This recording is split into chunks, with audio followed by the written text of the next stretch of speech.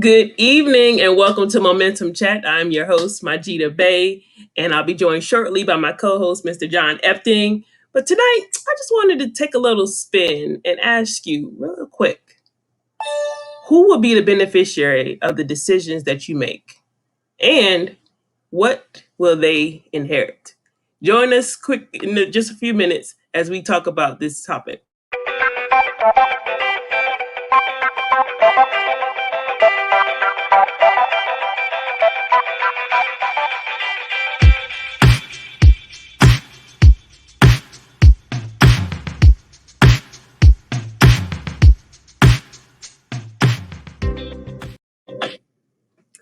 Good evening, good evening, good evening. Welcome to Momentum Chat. I am Majida Bay, your financial conductor, and I am joined by my mentor, friend, gentleman with over 20 years of or almost 20 years of experience in the financial services industry, Mr. John Epting, leadership development coach, father, husband, and definitely a man of God. Welcome, John, to Hey, thank the you. chat. Good to be There's a here. little one. Glad to have you. Glad to have you.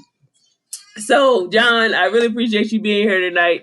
I know you're going through some stuff personally, but definitely speaks to who you are, and definitely the example that you've set.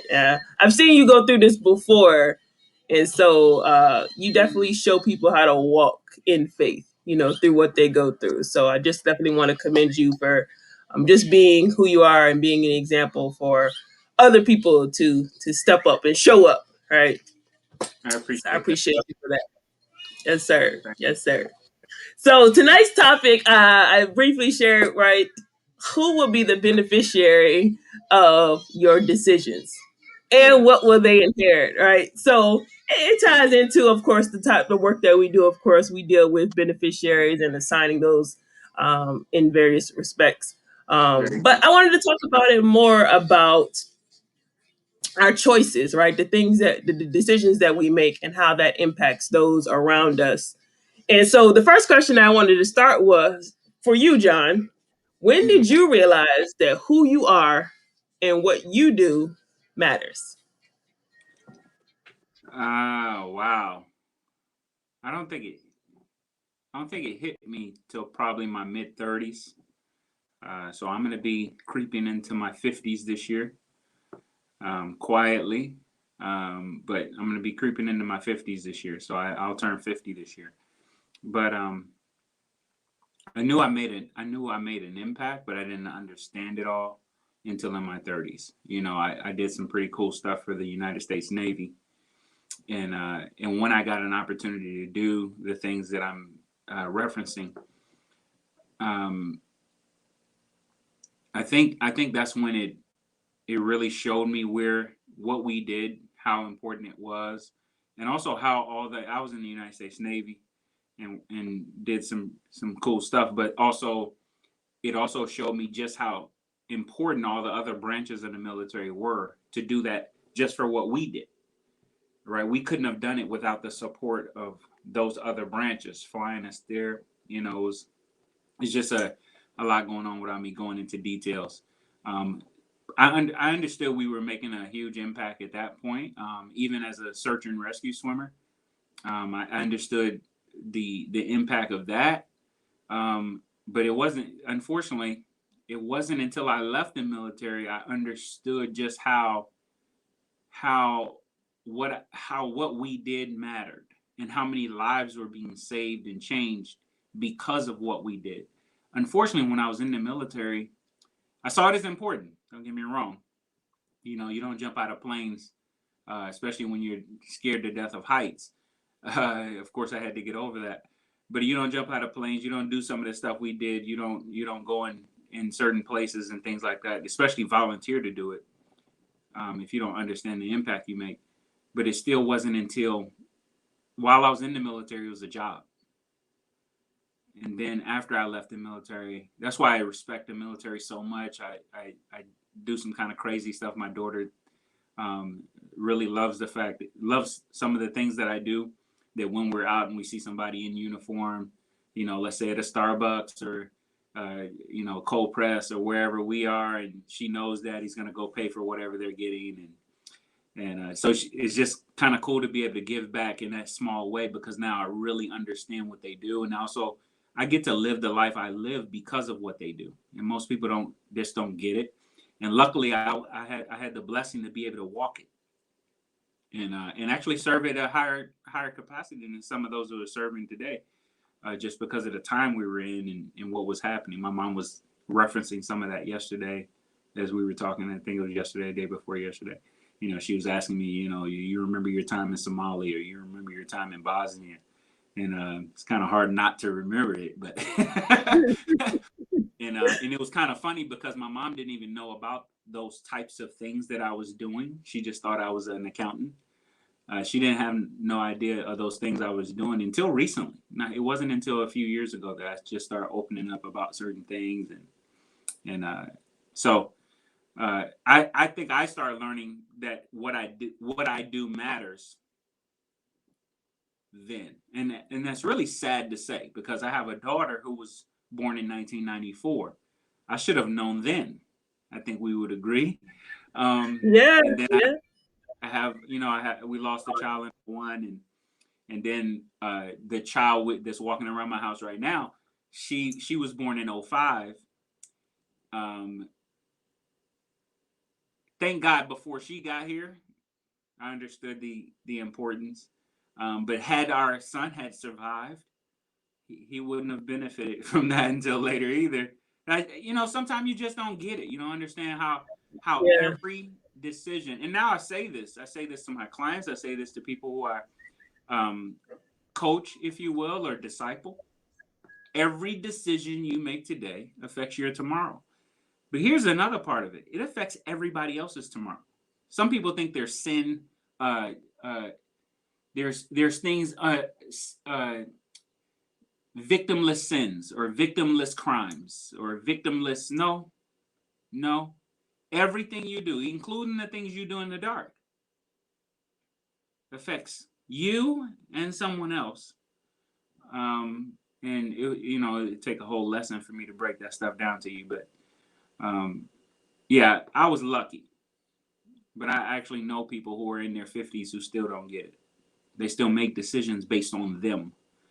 Um, and as we talk a little bit more, I think you'll get into my psyche a little bit. Awesome. Thanks for that response, man. And I think it was the same for me. I was pregnant with my oldest daughter at 29. And Okay. that's when I was like, all right, wait a minute.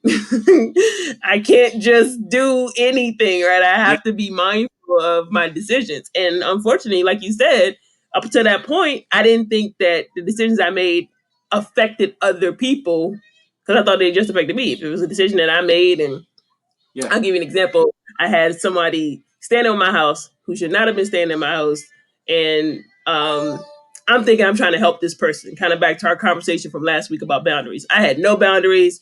I invited this person, or I offered to help a person.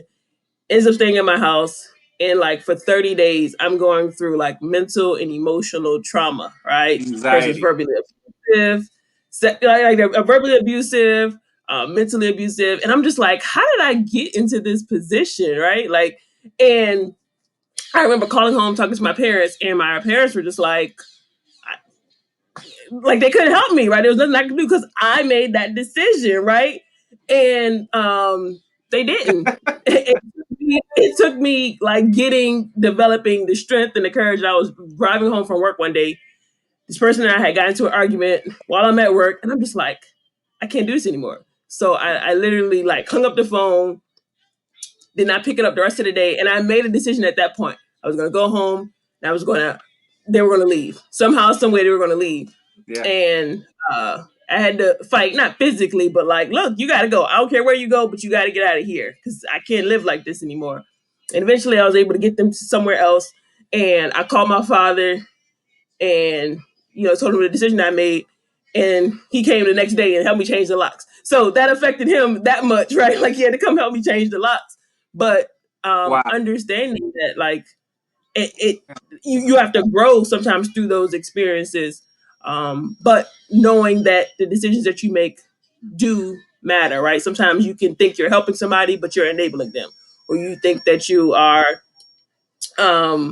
being nice, right? But you're not setting boundaries. You're not clear on who you're supposed to be. Yeah. And so I think that's really, you've spoken about this before. When you don't know who you are or what your purpose is, you kind of just do things without an objective, without Yeah. a true direction. And so it's important to understand that, all right, the decisions that I'm making impact other people. They don't just affect me. And so, in considering that for yourself, John, right? This is my next Yeah. question. Who will be the beneficiary of the decisions that you make? So now that you're aware that, hey, the decisions that I make affect other people, what decisions have you made consciously that you know others will be beneficiaries of? Well, in leadership is a totally different thing. Most people think leaders are just free to do whatever they don't. We and technically we are, but we understand the impact we make on other people. If I screw up, let me say take it differently. Someone who doesn't lead an organization, who is not viewed upon a certain way. Um, this week is a very good example for me.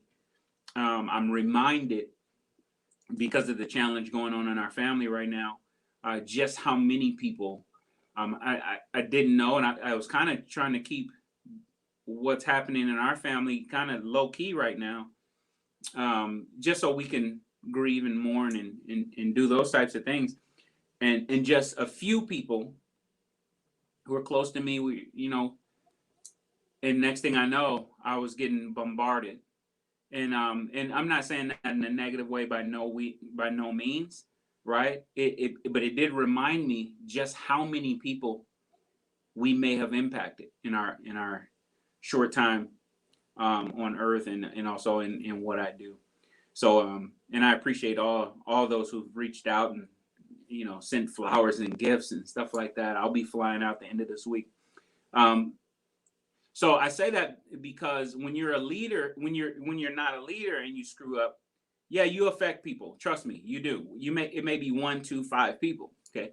But when you screw up and you're a leader, you lead, you disciple, you mentor, you coach, or even if you train, or even people just look up to you when you drop the ball, when you mess it up a little bit, right? You can affect hundreds. And now I'm realizing I affect tens of thousands.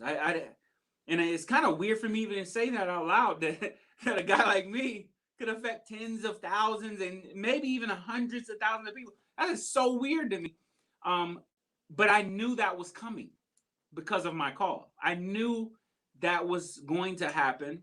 And that's why a lot of decisions, a lot of things I could have gotten into, bad things, I didn't, because I reminded myself um, of those types of things. That's really the truth in that matter. I have a son, an adopted son. His name's Reggie, and Reggie, great kid, and I love him.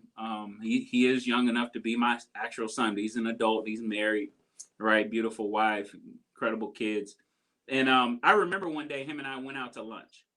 So we went out to lunch and we were driving and we were talking about some stuff, and we talked about God knows how many different things, right? So and our marriages came up, so I wanted to talk to him about his marriage and kind of check up on him and make sure things are going right, and what's happening and things like that. I have that type of relationship. I can ask him those things, right? And I remember one time, right? And thank God he's not having these types of thoughts and problems anymore. But young guys, this happens, young men and women, right?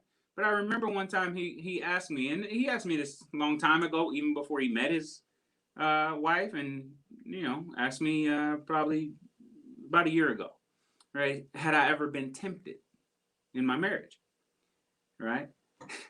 And I was like, first of all, I got an incredibly beautiful wife. I mean, she's hot as I don't know. This girl is getting older and looking better. Like, it's unfair, actually. Screwing it all up for everybody else, right? But I was strategic anyway. That's why I married her. I saw her mom and I said, wow, is this what it's going to look like in the future? Okay, I'm in. and she's 10 years younger than me. So I figure when I'm 104, she's 94, she's still hot. Okay, good. This is all gonna work out perfect for me. Not gonna look all that good for her, but it's gonna work out perfect for me. This is gonna be great, right? Even with all of that, and we've had major challenges in our marriage in the 20 years, 21 together. It'd be 21 in April together. 20 years married in September. Plenty of challenges. But you asked me, have you ever been tempted? Of course, I'm human, right? But in here and in here is a few things that make me not do something like that, right? So, one, I don't want to hurt her heart. Two, I don't want to hurt God's heart. But it's the third one that's as weird as that might sound. I'm just being very transparent. It's the third one that probably has kept me on the track the most. If I mess that up, how many people would be affected by me doing so? How many people automatically think it's okay to do that, right? And Yeah. sometimes, we put our leaders or we put our heroes on a pedestal just so we can knock them down, right? So that's why I'm constantly telling you just how flawed I am, because I don't want anybody to think I'm perfect. I'm far from perfect. I still got a temper. The good Lord has worked on it quite a bit, but I still got one heck of a temper. I'm still violent in my mind, right? I'm very good at hurting, at Mhm. causing damage, if you will, right? So I have to tell myself not to put my hands on somebody, like not to grab somebody by their throat, like don't kill them, right? I have to tell myself that. See, usually you joke, you laughing. It's not. This is not a joking matter here, right? So I affect so many people. So those are big things, right? But even in the small things, how much candy I eat. Believe it or not, my daughter will. If I don't take care of my health, my daughter may have to take care of me one day. Yeah. You understand? So some people are Yeah. like, "Oh, I just do what I want," and then I know a bunch of people who expect their children to take care of, and I don't think that's right. Mm. I consider it an honor to be able to take care of my mother and father when that day comes today. But they shouldn't see it as a right. Absolutely not, right? And if when I'm watching this, it ain't your right. No, no, no, no, no. That's what I want to give back, but I'm not obligated, right? I don't even know obligations here, right? But it's going to be an honor and privilege to be able to do it. It's going to be pretty cool for me. But I see a lot of parents who just automatically think their children are supposed to do this for them and do this for them. If you had done right yourself, they wouldn't need to do that for you. Mm. Just saying, right? So that Yeah. tells me they weren't thinking about the beneficiary of their decision. Does that make That's sense? good. Yeah, Yeah, absolutely. right. You're So, in my so head, and John. I mean, we're talking about big things now. Now, I haven't even touched the financial aspects, Oh right? yeah. But hey, the way I try to operate in my marriage, I promise you, we're not that good at it, but we're working on it, right? We're intentional, right? But I believe the way my wife and I overcome conflict or misunderstandings, disagreements, right? And we allow our daughter to see it. We don't try to hide it from her, right? Mm-hmm. I believe she's going to benefit. She's going to know how to communicate. What we learned in therapy not too long ago, my wife and I. Now we practice that, and our daughter gets to see it, right? We'll call her downstairs so she can watch us walk that out. She'll get the benefit of that. So then when she meets her guy and they go off and build their kingdom, she can apply those same things. She's the beneficiary of that stuff. The Yeah, men the men I get to coach and mentor in the faith and being husbands and biblical husbands and fathers, right? They, I think they're beneficiaries of my decisions. But here's the other thing: a beneficiary is a beneficiary, right? Which means you could get bad stuff as a beneficiary, you can get good stuff as a beneficiary, right? I'm true. just trying to give great stuff as a beneficiary, right? And I'm also showing them how screwed up I am in doing it So hopefully they'll go do it better. They won't even do it the way I did it, hopefully.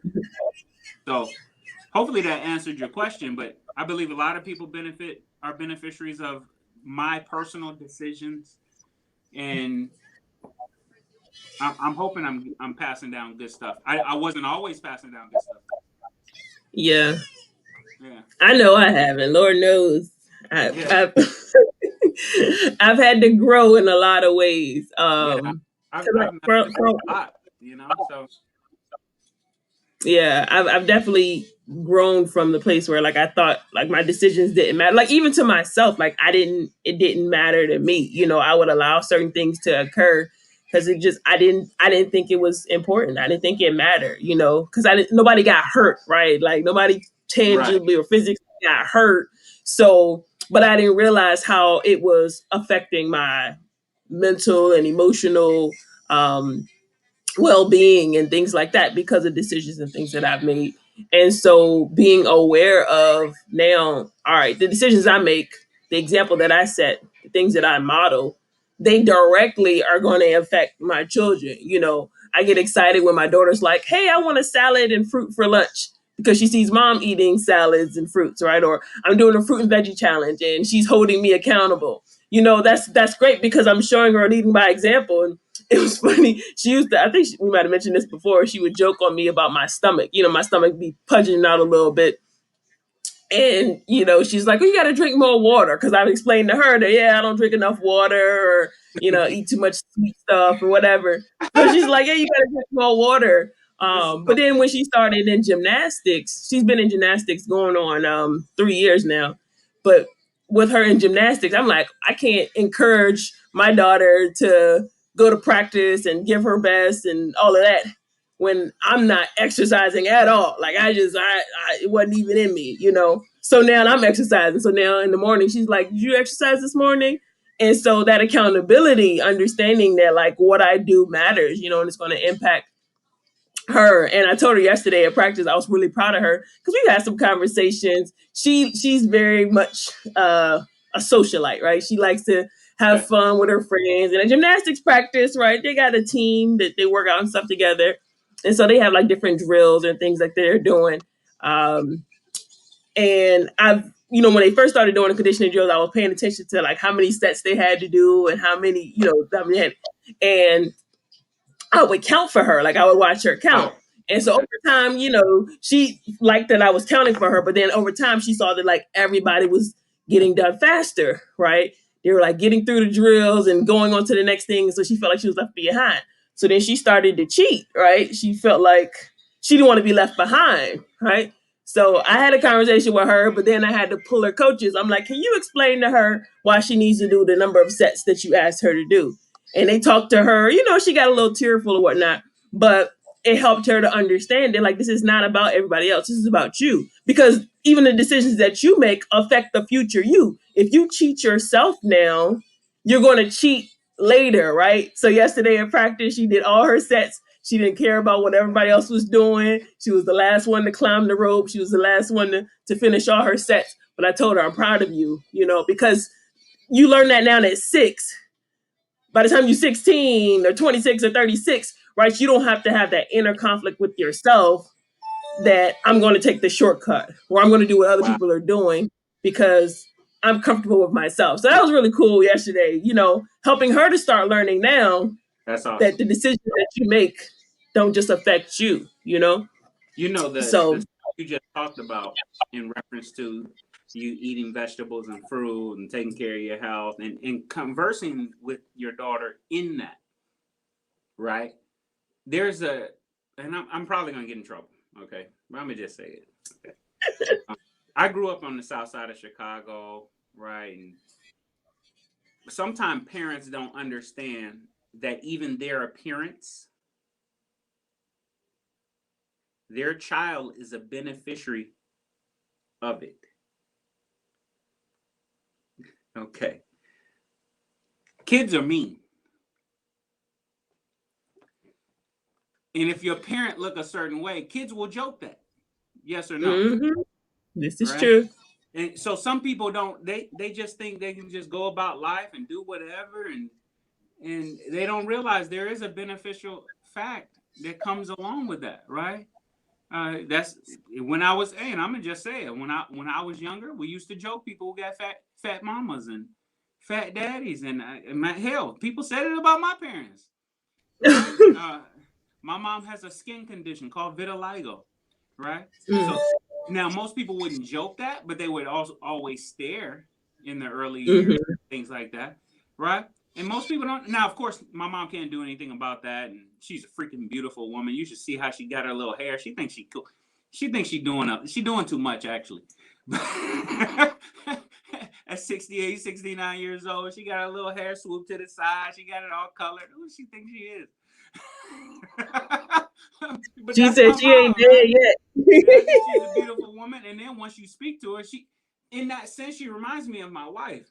They're beautiful on the outside, but then once you speak to them, once you get to know them, oh Yeah. my God, their inside pale, the outside pales in comparison to their Hmm. inside, right? You know my wife.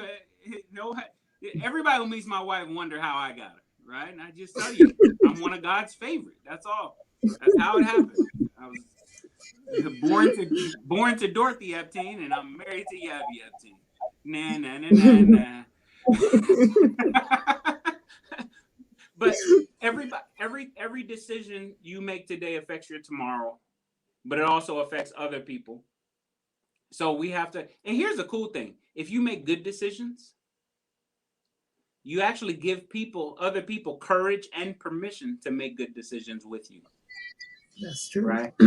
So it's a funny thing, but I'm gonna tell you the truth. I don't really like going to the gym, but it's therapeutic for me. I was in there today longer than I should have. Kind of tweaked my back a little bit because I'm lifting heavier weight, and some people will see me in my regular clothes. I'm normally in suits and stuff like that, and then they see me in the gym. So this recently happened, and somebody saw me in the gym, and they were like, "Oh my God, you're two totally different guys." And I don't know how to take that. I was hoping it was a good thing. I took it as a positive thing, but yeah, why? Because I make decisions. I just get up. I go do it. I don't want to all the time, but I just go do it. Right? Stay Yeah. tested. And I know I'm getting ready to do some traveling. Right? So I'm going to be gone for at least a week, maybe longer. Nobody knows.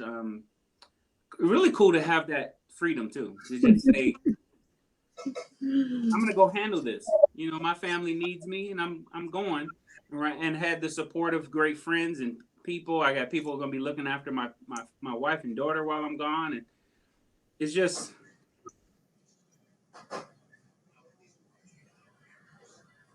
it's incredible to make some decisions that my family get to benefit from. They're the beneficiaries of here all these years later.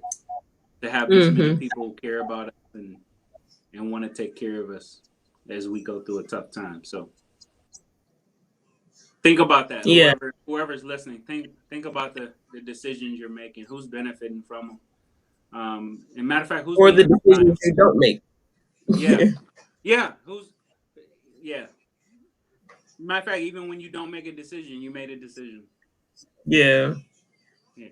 that's true. So next, I want to ask, right, to help people out, right? So we've talked about why it's important and the decisions that you make and who's impacted by it. So Mm-hmm. how can a person take better care of who they are now while preparing for the future? Because I know oftentimes we may not be where we want to be, and we want to do better or we need to do better, but it's Mm-hmm. difficult to sometimes make that shift. Yeah. So how would you say a person can start to take care of the present while still preparing for the future and considering, the decisions that they're making? Yeah. Some of this stuff is gonna sound really silly, but I'm gonna start with just saying baby steps. Whatever you want to do, you want to start. You want to make sure you start reading a book. Baby steps. Can you read a page a day? Or read a Hmm. paragraph a day. Just start somewhere, right? Pick a time, first thing in the morning, right before you go to bed, maybe on your lunch break, instead of eating, putting that bad stuff in your body, right? Grab that book, whatever one you're planning to read, right? I can give you book recommendations all day, twice on Sunday. But start reading something, right? If that's what you want to do, read a page a day. And then hopefully over time, you'll get up to 10 pages a day. Pretty cool. You do 10 pages every day, you're reading at least a book a month, minimum, which is pretty cool. So a lot of times baby steps. But I think a huge one is because when you take baby steps, you create a habit. Does that make sense? The purpose of discipline is to create a habit. God never meant for us to be disciplined. He meant us to be habitual, right? The purpose of discipline is to create a habit. So if you do it over a period of time, all of a sudden it's a habit. All of a sudden your body will have a problem if you don't do it, right? Like going to the gym for me, if I don't go, I notice I'm tired. Like it's 7:30, right? The day I don't go to the gym, I'm dog tired by this time. Like it's like, oh my gosh, where's the bed? Like, oh my god, how many more conference calls I got? Do I stop? But the day I go to the gym, for some reason, I gotta force myself to get in the bed. I gotta force Yeah. myself. All right, it's 11:10. What the heck is wrong with you? Get in the bed, right? Get to sleep, right? I'm taking magnesium every night, right? And it's just part of my regimen, part of my habits, part of my Yeah. I take magnesium every night. I take apple cider vinegar, water, lemon, cayenne pepper stuff every morning. It's part of my habits, right? So you start there, right?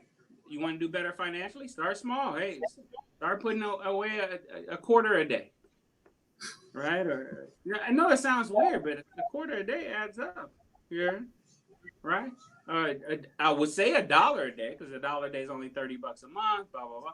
But hey, quarter a day. Start somewhere, right? And all of a sudden you'll notice you didn't even miss the quarter. I heard a guy named Sinclair Mitchell. A guy named Sinclair Mitchell years ago. He was at a church. He was preaching there, and I remember him saying he's from the islands. He was from the Caribbean, I believe. And he said he saved his silvers. He saved his silvers. So every day, right? If he broke a bill, right, and they gave him change, and it was silvers in them, he cannot spend the silvers. So if it's a dime, quarter, nickel, he can't spend them. If he want to go somewhere else, and let's say the thing only costs 12 cents, unless he got 12 pennies, he got to break another bill, right? And what did he do? He saved the silvers, put it somewhere, right? And did you know this guy was going on vacations with just the silvers Wow. over a period of time, right? But Hmm. that's a way to start saving, right? That's a small thing. But you also got to have a vision of where you want to go. I'm nowhere near where I want to go. Um, I never liked Bentleys. I was never a Bentley guy. Never liked them. I'm almost obsessed with that Bentley Flying Spur now. I want this freaking car, right? My dream car is an Aston Martin. My second dream car is a 1971 Plymouth Cuda or something like that, right? Mm. Y'all like that? Y'all don't know what I'm talking about. Right? I'm not a car person, You don't know so nothing yeah. about no Aston Nope. Martin. And isn't it funny we're sitting talking about this and I keep them in front Yep. of me. Yeah. That's the DBS, Safer Legger, Aston Martin, right? Those types of things, I keep them in front of me. Those are things I want to get to. I want to get to a point where I'm giving away $1 million a year. Just Mm. giving it away. $1 million a year to some specific charities, some things that's happening, right? Stuff like that. Million a year, right? My wife and I giving away $1 million a year. We also want to get to a point where we passively bringing in $5 million a year. So we bringing in passive $5 million without me working. I can give away $1 million of that, no problem, right? Especially if everything's paid off, right? I don't think I want a plane. I'm gonna just make good friends with a bunch of people who have planes. So hi, how are you guys? Let's go to lunch. And I'm friends with him, so Yeah. But you never know. But based on my calling and what God wants me to do, He might tell me He needs me to buy a plane. But He'll provide the funds and the resources for me to be able to do that. That's the type of stuff I focus on. But for me, I believe if someone, wherever they are, start small, start building something, right? Building the habits. And then second, get some accountability.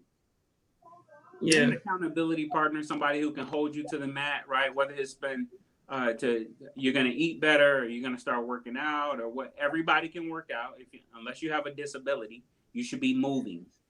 When you don't use something, I don't know if people know this. high performance cars, if you don't drive them and get them to a high speed like that Aston Martin, if I don't get it to a high speed, and I'm talking about over 100 miles per hour, it starts breaking down. Mm, Isn't that crazy? Because that that is. engine is that powerful. It's built for that. Well, guess what? Your human body is too. And when you Mm, don't use it, stuff start breaking down yeah. faster than people who use it. Mm, It's funny. that's true. I'm floored by the amount of plane jumping out of and all the different walking around Navy ships, steel decks all the time. And I'm shocked how many people in my gym every day have knee braces on. I don't even know if I should say this. Have knee Mhm. braces on, these sleeves, all these different things on, and I have none of them on. Yeah. And I have knee issues, but guess what I do? I strengthen the muscles around the knee. The knee is just a joint. It needs to be stabilized by something. Mm, Very simple. But people yeah. miss this type of stuff, right? So, but I got some accountability even in that. I'm getting ready to start a program. It's getting ready to be crazy. I'm not even excited to start it, but I have a goal. But I have a goal by the time by my wife's 40th birthday. So I got to do it, That's good. or we don't And get the I, reward. And I want the and reward. I'm glad you brought up that point of knowing where you want to go, because I know for me that's been probably one of the bigger challenges is just figuring out like what's that destination in Mhm. the in that I'm working towards. And it's not even so much a destination. I actually spent some time over the last couple weeks just doing some deep diving, self assessing to figure out like what my preference is. I'm wired to like just support other people, but I realized something. I took this assessment several times over the past couple years, and I'm naturally supportive, right? Like I just want to support everybody and everything. And so I have a tendency not to have boundaries. So I just like take on everything that everybody wants to put on my plate. But I Mm. realized that's my natural state. My adaptive, my supportive drops really, really low. I go from being super supportive to like, I don't nope. Like I cut off all support, right? Wow. So it was crazy. And when I'm in an adaptive state, that means I'm stressed, I'm overwhelmed, right? Like that's not the state, of course, that I want to be in. But you know, I recognize that I go from those two extremes Wow. when I'm not setting boundaries, right? If I set the boundaries, I wouldn't get overwhelmed, which means I would, stay naturally supportive.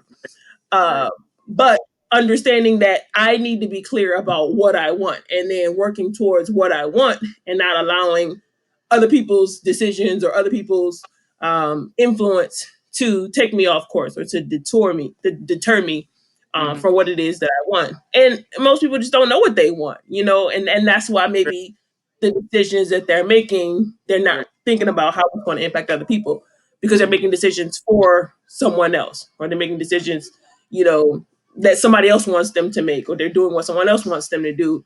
And I really think it's important for people to get clear, right? Like I know it is for me, like to get clear and laser focus, right? Not to where you have blinders on and you don't see anything else going on around you, but you know where you're going, you know where you're headed. And it was like really eye opening for me to take the time and write down, okay, what do I want in my family life? And what do I want in my career? And what do I want in my finances? And what do I want in my spiritual life and my Mm-hmm. health and fitness and Mm-hmm. artistic even, right? Like I'm like, I hadn't really thought about an artistic goal, but it'd be cool to have like a garden and some flowers and learn a couple languages. These are That's things that have been in me, but absolutely.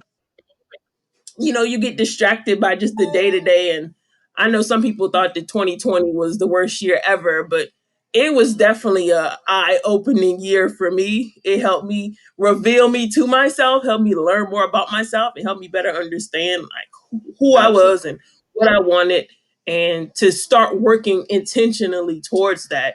And so, in talking about decisions and who the beneficiary of, like I'm very conscious now of like starting with the end in mind. When I leave, tangibly, I want certain things set up, right? So last week I got a chance to meet with an estate planning attorney to start to put some things in place. And I helped Cheers. my daughter was helping me fill out the modules that we had to go through to provide the information. So I'm sharing with her, right? Like, hey, something happened to me, you know, you got to make sure mommy's taken care of, or I got to make sure these things are in order, because that's what I would want in the end, right? If that's 3 years from now, if that's 30 years from now, if it's 40 years, whatever it is, I Yeah. want to make sure that those things are in place so I don't have to worry about that or wonder, like, what if, right? Because I had the opportunity now to make the decisions to and put those things in place. So Yeah. stop putting it off, stop procrastinating, just get it done, figure it out, Yeah.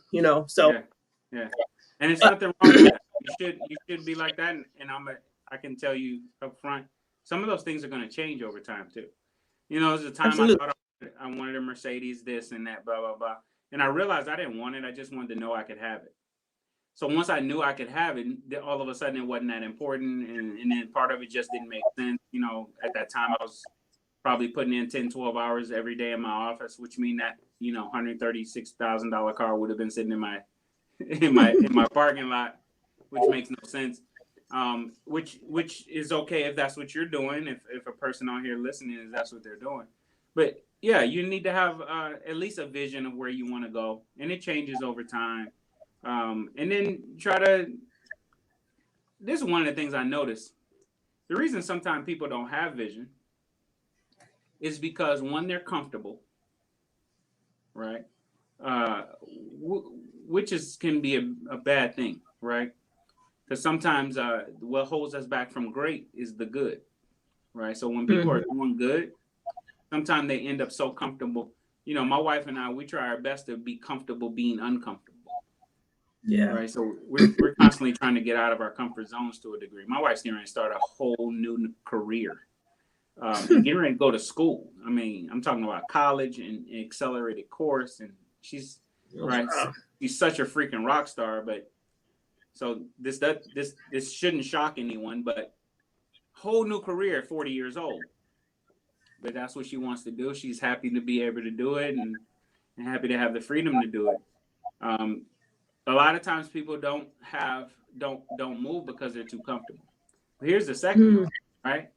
They don't believe that they can do better. mm.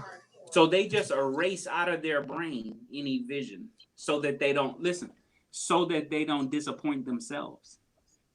Oh. Yeah. It's a form of fear of failure. Yeah. There's a parable of the talents in the Bible, and there was this one servant that the master gave the servant one talent, right? He gave two to another, five to another, right? Well, those two they doubled. They did something with it, and they doubled it. They were called good and faithful. But the one who hid it out of fear, he was called wicked and lazy. And then his talent was given to the one who had doubled his to 10. Right? There's a lesson in that, right? So whatever gift you have, right, the decision you're making are really showing, do you have faith to move, to do something, to go outside of yourself, right? To have tough conversations. If you haven't had a tough conversation in the last 7 days, you should be concerned. Mm. Seriously, I say this to people in church all the time. If the devil isn't bothering you, you should be concerned because that means he already got you. Mm. Now, some people walking around saying the devil bothered me. No, some of your stuff is self-inflicted. Most of your drama is self-inflicted. You did that. Devil ain't do nothing. Matter of fact, he mad you blaming him. You did that, right? You picked him. You picked her. You did that. Okay, all right. Ain't talking about Yeah. that. But it's some other stuff, right? The devil ain't about. I want every morning that when I get out of bed, the Lord wakes me up. He said, "John, get up. Time to get up." Right? I want the devil to go, crap, because I'm messing up his kingdom. Does that make sense? That make any sense? Mhm. Yeah. So, and my decisions is what make that happen. Now, does that happen every day? Absolutely not. But vast majority of every day for me, vast majority, and getting more and more every day. Yeah. Yeah. All right. All right. Last question, John, here. Are your decisions aligning with your values? Right. I brought that question up because you're either saying yes to something or saying no to something. And oftentimes we are misaligned. We're not congruent with the decisions that we're making, right? We say we want one thing, but we're doing something contrary to that. And I think we mentioned this last week, maybe even the week before. The idea that your schedule, right? I think you mentioned you can tell what's a priority for a person when you look at their schedule and you look at their bank account, right? That tells you what's a priority for them. And so the decisions that you're making, if you say you want good health, but yet you're going through the drive through, you're not congruent, right? If you say you want better finances, but yet you're not saving, right? Intentionally saving, you're not Right. congruent. And so Right. for people who are out there, right, what can help a person align their values with their decisions? I came across this quote some time ago. It says, when you're when you are clear about your values, it becomes easy to make decisions. And so I know you can share what informs your value system. Let's take it that way. What informs your value system to make it easy for you to make decisions? My value system comes from the Word of God, right? And I could do a whole session here on why the Word of God is the true living Word of God. It was written over 1,500 years, but I can get I can get deep on that, right? 3 different continents, 40 different authors. I mean, 66 books, right? And yeah. So from the Word of God, my core values were created. Now, I'm be honest, I didn't understand or even care what a core value was until I joined the United States military. Until I joined the United States Navy, I didn't know what a core value was. But then I took on the core values of the Navy very seriously. And then when I left the military, it's kind of like a compass of your life. It's a compass of, right. Now ours, right, our core values for our family are biblically based. So for every core value, there's a scripture attached to it for us. Um, but I'm noticing most people don't have any. Let me just say it. Many people don't even have any values, right? At least they're not defined, right? Yeah, And they're loose. They're so loose. They don't like that's a value, and they don't know where they I'm not stand. Yeah, wavering, right? And right. most people are just wavering, and it depends on how they feel and the situation, and what about these people, and I don't care about none of that. None of that matters. I have to have a boom. This is it. Standard. This is what we Yep. standing for. That's it. You don't like it? Not my problem, right? I'll try to articulate it to you. I'll probably even try to get you on my side. But if you don't like, that is not my problem, right? Yeah, Um, and that makes me true to myself. And up front, right? We live in a world today where everybody wants to be inclusive. Oh, we want everybody to be, and I don't, right? You know, there's a gift to exclusivity. mm, Think about clubs that people trying to get into, fraternity, sorority. There's an exclusivity to them. That's what yeah. attracts you to them, right? And whether people like it, the way I live my life, it's attractive to them. It's like because it makes them go, man, you were able to just draw a line in the sand. Yeah, Hmm. yeah. Well, also I knew my calling too. Well, let me say that differently. I was discovering my calling at the time when this came about, right? And and you know, in all honesty, I kind of borrowed my core values from someone else, from some other things, right, and put them Yeah. together. So everybody like, oh, he's so deep. Not really. Right. So my wife and I have these core values. We try our best to live to them, I and that's how I make my decisions. And some people don't get it. Because they want me Yeah. to be this. And they want me to be and I'm looking at a bigger picture. I'm a coach. I've been a coach a long time too. And I don't look at games based on the players. I look at games based on the entire field. As a leader, I can't make decisions based off an individual in the organization. I make decisions based off of the whole plan. Yeah. And I believe in something. I lived and believe in something called collateral damage. Few of us may have to die for a whole bunch more to live. Mm. Just how the military thinks. You shouldn't even join the military if you don't think like that. Mm. Collateral damage. We believe in that. But hey, a few of my brothers and sisters died.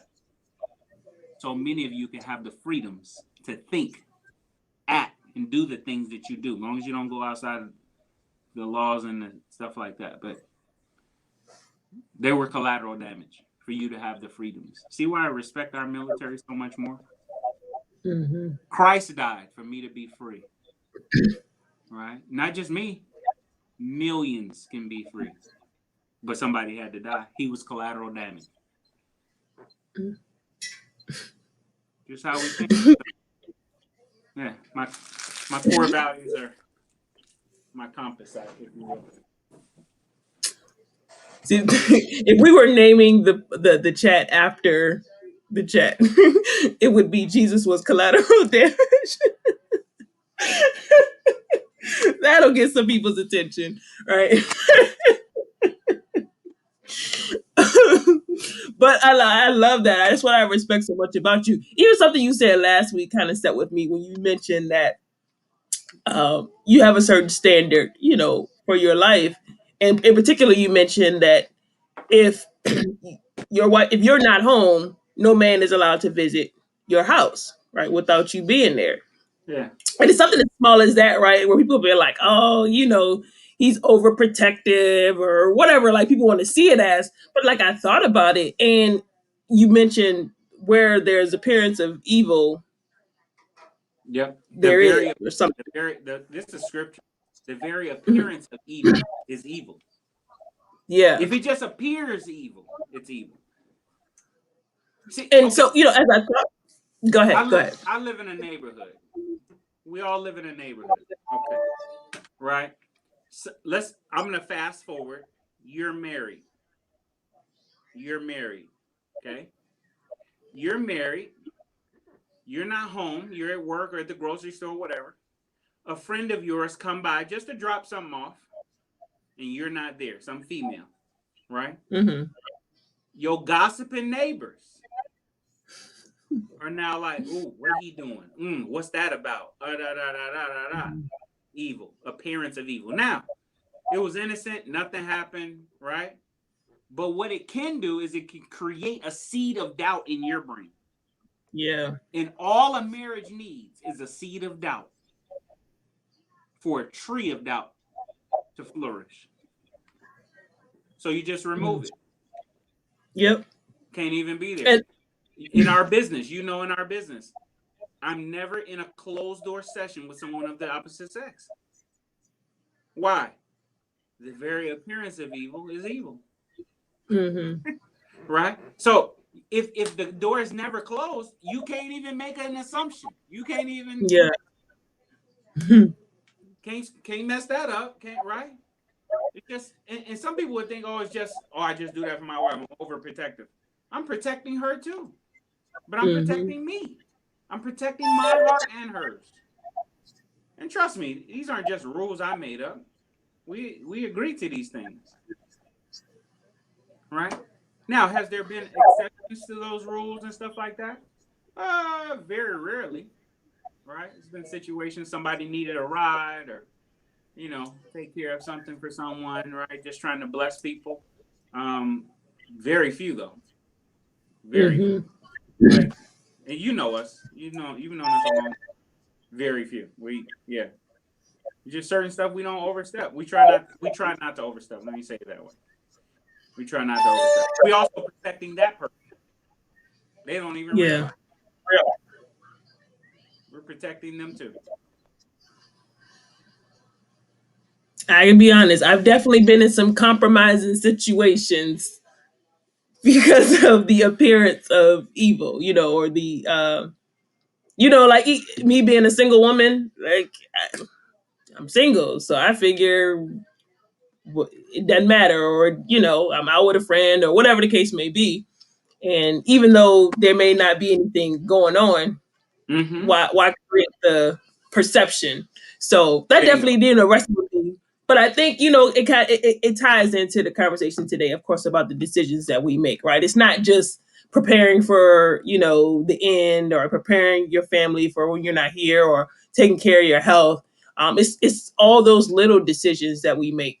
And I'm glad you brought that up. Having that standard, having a value system for your life is what really informs your decision making. And if you're not clear about that, if you don't, we've heard the phrase, if you don't stand for something, you'll fall for anything. Absolutely. And so being clear on what you stand for is so important. And yes, it develops over time, right? None of us have this all figured out, right? We're along the journey. But I like having these conversations to help give people some things to think about, some things to consider, right? Yes, we work in the financial industry and we can help you with your finances and some other things, right? But it all definitely starts with your mind, your thinking, right? If we can't take hold of that, right? Because in order to have a great financial plan, you got to be clear about what it is that you want to accomplish.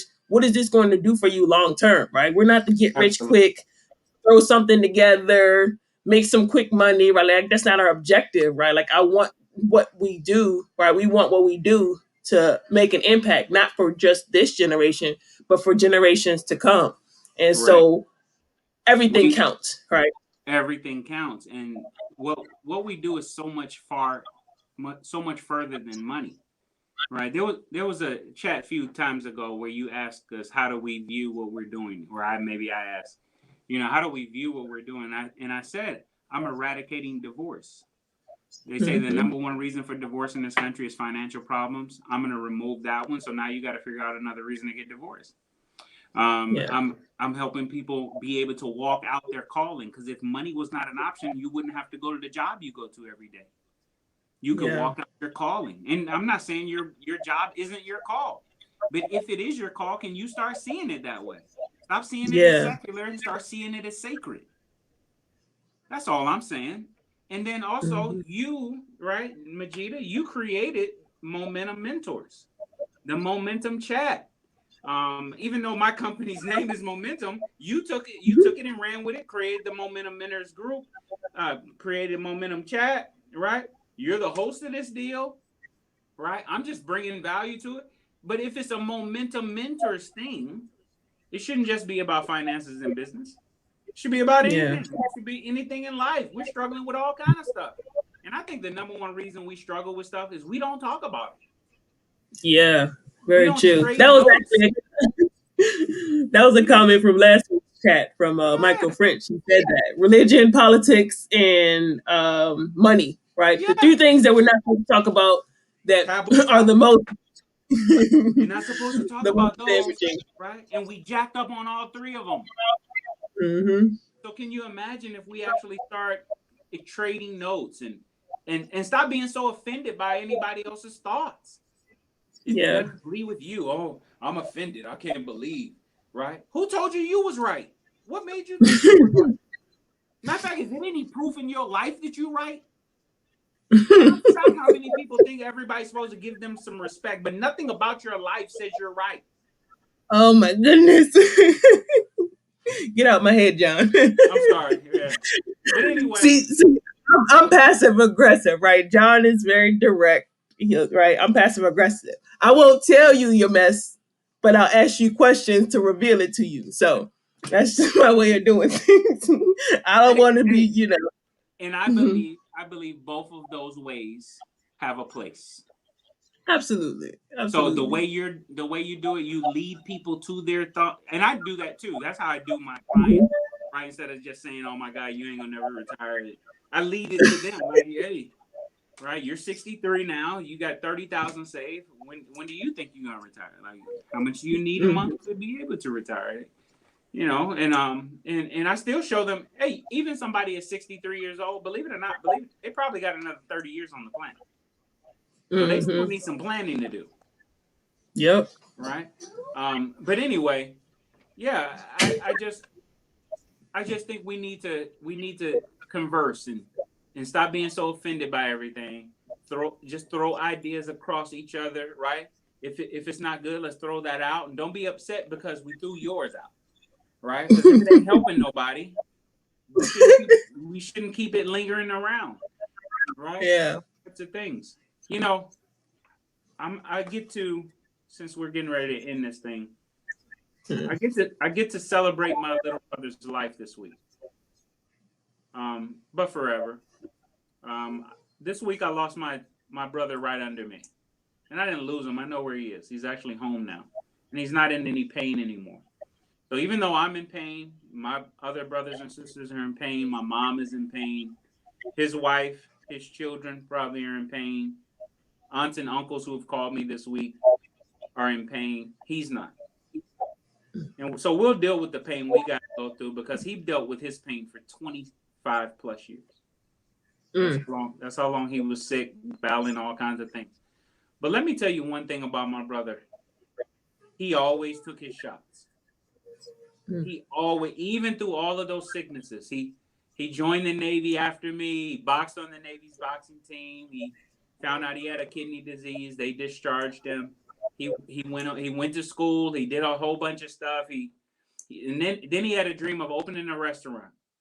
And even through all those sicknesses and heart issues and kidney issues and dialysis every day to the point you have the machine at your home. Mm. But he always took his shots. And that's what I learned from him. He always took his shots. If he said he was going to go do it, and he had the huge. He was a jerk to a lot of people. He was straight up. He was, I guess, kind of like me. I guess I'm a jerk too, right? But he's straight up. He'll say to you directly, but he had the biggest heart. He would give you what he didn't have. Mm. Quick story. I remember this was some time ago. This was a long time ago. My wife and I were struggling. I was struggling to build our business and get things going, and we came across some pretty tough financial challenges. And I called my little brother. This is a brother right under me. I have 8 siblings, but I called my little brother right under me, and I needed some help, and he wired 5G to me, $5,000, and at that time that was a lot of money back then. It was a lot of money back then, and didn't bat an eye. Didn't didn't hey, pay me back. Didn't none of that. Yeah, of course we paid him back, but all that. But never bat an eye. Never. And come to find out, he did this for numerous people. Right through his sickness, he kept that restaurant open to maintain the employment of the people there. Wow. And he did all of this stuff. But one of the things I say about my brother, he always took his shot. He always wasn't afraid. Didn't wait for everything to be perfect. He just took it. He was shooting, right? Whether he was set up or not, he was shooting, right? And I respect that, and I'm gonna miss that about him. I'm gonna miss our candid conversations. So as we wrap up tonight, I would ask Majida that you and our viewers of this just would pray for our family, for our peace and comfort as we move forward, and but also that we continue on his legacy in the way we Yeah. operate, because we are beneficiaries of Justin Clayton Epstein in the way he lived his life. He wasn't perfect, but he left one heck of a legacy. So thank you for letting me be on here today. Thank you for being here, John. And I'm actually going to leave this question up. You don't have to answer this, but for our audience, for those that are watching, what legacy will you leave from the choices you made? We hope you got some value out of our conversation tonight, gave you some things to think about. And as always, you can definitely reach out to us or connect with us through social media. John C. Epting Jr., Majida Bay. And, just take some time and reflect. Think about what your values are. Think about where you're going, what is it you want, and what legacy will you leave? Who will be the beneficiaries of the choices that you make in this life? So we thank you for joining us tonight. Thank you again, John, for being here. Safe travels, and we'll definitely keep you and your family in prayer. And we look forward to seeing you guys next week for another Momentum Chat. Y'all have a great night. Thank you, everyone.